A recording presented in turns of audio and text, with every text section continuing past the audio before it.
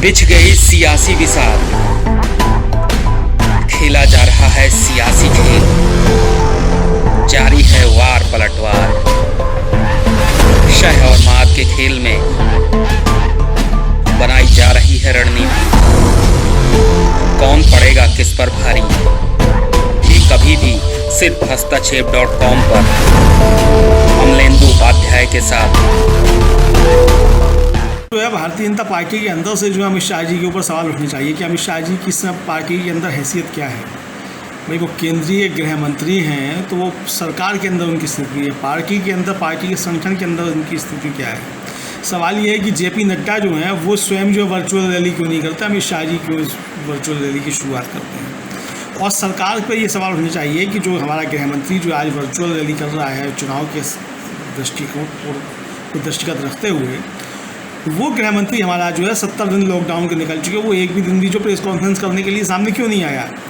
और कोरोना जिस तरीके से इसके केसेस लगातार बढ़ रहे हैं तो आंतरिक सुरक्षा का मसला भी जो है और ये आपदा के समय में जो है गृह मंत्री को जिस मोर्चे पर तैनात होना चाहिए था वो गृह मंत्री की निश्चित तौर पर पूर्ण रूप से विफलता है। और इस विफलता को गृह मंत्री को स्वीकार करना चाहिए और अमित शाह जी ईमानदार व्यक्ति वो स्वीकार कर भी लेंगे। मुझे लगता है कि अगर उनसे सवाल किया जाए कि आप जो है असफल रहे हैं एक गृह मंत्री के तौर पे तो इसको वो स्वीकार करेंगे। और ये सवाल जो भारतीय जनता पार्टी के अंदर से भी उठने चाहिए, क्योंकि एक तो देखिए भारतीय जनता पार्टी की जो अंदर की अंदरूनी राजनीति है उसमें मोदी जी और अमित शाह ने मिलकर के पूरी पार्टी को जो एक किनारे लगा दिया है। आज जो है वो पार्टी के अंदर कोई भी इस स्थिति में नहीं है कि वो अमित शाह या मोदी जी ऊपर जो है कोई सवाल उठा सके। तो ये स्थिति मुझे लगता है भारतीय जनता पार्टी के लिए ज़्यादा चिंताजनक है। अब जहाँ तक सवाल ये है कि अमित शाह जी जो है वो विपक्ष से सवाल कर रहे हैं तो ये तो बहुत हास्यास्पद स्थिति है और इस पर हंसने के अलावा कुछ नहीं किया जा सकता। अगर अमित शाह जी को इतनी चिंता है विपक्ष काम नहीं कर रहा है तो फिर विपक्ष को सत्ता सौंप दें अमित शाह जी। सवाल ये है कि जब जनता ने आपको सत्ता सौंपी थी, आपको मत दिया था, छप्पर फाड़ के बहुमत आपको दिया था, तब जिम्मेदारियां आपकी हैं, जिम्मेदारियां सरकार की हैं। विपक्ष को काम नहीं करना था। विपक्ष का काम जो है सरकार के ऊपर नकेल कसना है। विपक्ष को वो काम करना चाहिए जिसमें मुझे लगता है कि राहुल गांधी को छोड़ करके या प्रियंका गांधी को छोड़ करके या सोनिया गांधी को छोड़ करके, मतलब इन तीन नेताओं को अगर आप छोड़ दीजिए तो समूचा विपक्ष जो है वो इस समय उसको वो भी एकदम से लकवाग्रस्त सा हो गया है, तो वो भी अपनी जिम्मेदारी नहीं निभा रहा है। तो यहाँ तो ये एक बात तो सही हो सकती है अमित शाह की कि विपक्ष क्या कर रहा था। हो सकता है कि अमित शाह जी जो कह रहे हैं वो यही कह रहे हैं कि भाई विपक्ष जो है वो सरकार से सवाल क्यों नहीं पूछ रहा था। तो अगर अमित शाह जी का ये कहना है कि विपक्ष जो है वो सरकार से सवाल क्यों नहीं पूछ रहा था, तब तो फिर अमित शाह जी सही है। मुझे लगता है कि वो एकदम सही बात कह रहे हैं। ये सरकार मायावती को पूछनी चाहिए, ये सवाल अखिलेश यादव को पूछनी चाहिए, ये सवाल जो है वो जगनमोहन रेड्डी को पूछनी चाहिए, केसीआर को पूछनी चाहिए, ममता बनर्जी को पूछनी चाहिए। इन सबको ये सवाल जो है वो सरकार से पूछने चाहिए थे। मुझे लगता है कि जो सवाल जो आज राहुल गांधी, प्रियंका गांधी या सोनिया गांधी सरकार से पूछ रहे हैं, तो ये कुल मिलाकर के जो एक स्थिति बन रही है और सरकार जिस तरीके से देखिए फेल हो रही है हर तरीके से, आप देखिए स्थिति कितनी गंभीर है।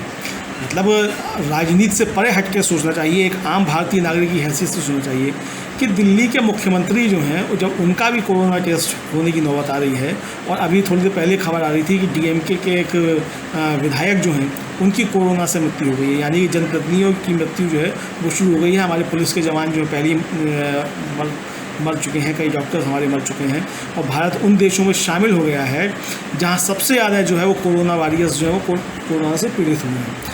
तो ये सारी जो चीज़ें हैं ये सरकार की नाकामियों को साफ तौर पर जाहिर करती हैं। सरकार को अपनी जिम्मेदारी को कबूल करना चाहिए निश्चित तौर पे, और जिस तरीके से सरकार ने काम किया है वो मुझे लगता है कि वो हर मोर्चे पर विफल रही है। और अमित शाह जी जिस तरीके से विपक्ष पर हमला कर रहे हैं, अच्छी बात है कि सरकार में कुछ लोग ऐसे हैं जो विपक्ष पे हमला कर सकते हैं, विपक्ष से सवाल पूछ सकते हैं, लेकिन दुखद स्थिति ये है कि विपक्ष में जो बाकी लोग बैठे हुए हैं वो सवाल जो है नहीं पूछ रहे हैं।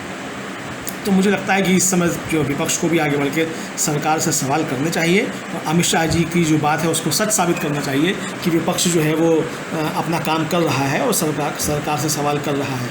और मुझे लगता है कि सरकार भी जो है वो इन सारे सवालों का जवाब देगी और विपक्ष सवाल करे या ना करे, लेकिन सरकार की जो जिम्मेदारी है जिसलिए सरकार को वोट दिया गया था, जनता ने वोट दिया था, वो जिम्मेदारी निभाने का समय है। मुझे लगता है कि अगर मोदी जी इतिहास में एक विफलतम प्रधानमंत्री की सूची में आना नहीं चाहते हैं तो उन्हें आगे बढ़ कर के कायदे से काम करना चाहिए। पूरी सरकार को जो है युद्ध स्तर पर अब इस बीमारी से निपटने के लिए काम करना चाहिए। हस्तक्षेप.com के YouTube चैनल में आपका स्वागत है। यहाँ आपको मिलेंगी ऐसी खबरें जो गोदी मीडिया नहीं दिखाएगा। खबरों की तह तक जाकर विश्लेषण देश दुनिया के जाने माने पत्रकारों, साहित्यकारों और स्तंभकारों द्वारा। चैनल का सब्सक्राइब करें और घंटी का बटन भी दबाएं ताकि नया वीडियो अपलोड होते ही आप तक खबर पहुंचे।